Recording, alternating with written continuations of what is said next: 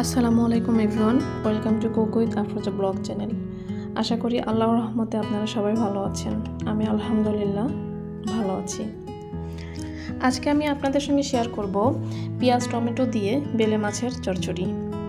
আমি এর জন্য নিয়েছি পেঁয়াজ কুচি 1.5 কাপ, কাঁচামরিচ 4 থেকে 5টি, আপনারা পরিমাণ মতো আপনাদের টেস্ট অনুযায়ী নিয়ে নেবেন।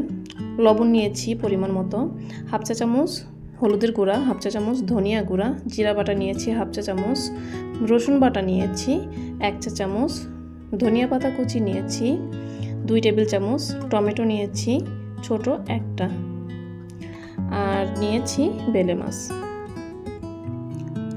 আমি এখানে একটি প্যান নিয়েছি, তার মধ্যে পেঁয়াজ কাঁচামরিচ আর লবণ দিয়ে ভালো করে চটকিয়ে নেব। প্রথমে কাঁচামরিচ হাত দিয়ে ভালো করে চটকিয়ে তারপরে পেঁয়াজ কুচির সঙ্গে ভালো করে চটকিয়ে নেব। এরপরে দিয়ে দিচ্ছি হলুদের গুঁড়া, ধনিয়া গুঁড়া, জিরা বাটা, রসুন বাটা, আর দিয়ে দিচ্ছি সরিষার তেল। আমি হাফ কাপের মতো প্রায় সরিষার তেল নিয়েছি। এরপরে দিয়ে দিচ্ছি টমেটো কুচি, দিয়ে ভালো করে মাখিয়ে নিচ্ছি। তারপরে মাছগুলো দিয়ে দিলাম।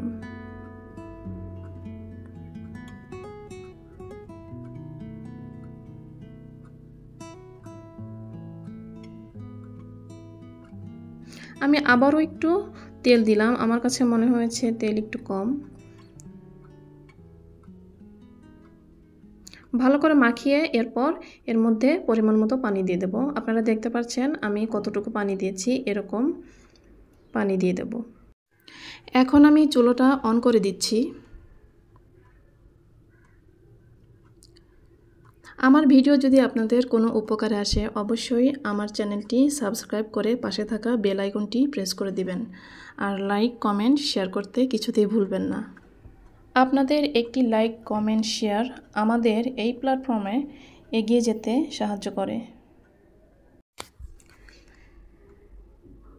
যাই হোক, আমি এই পর্যায়ে চুলোর আঁচ কিন্তু লো মিডিয়াম হিটে রেখেছি।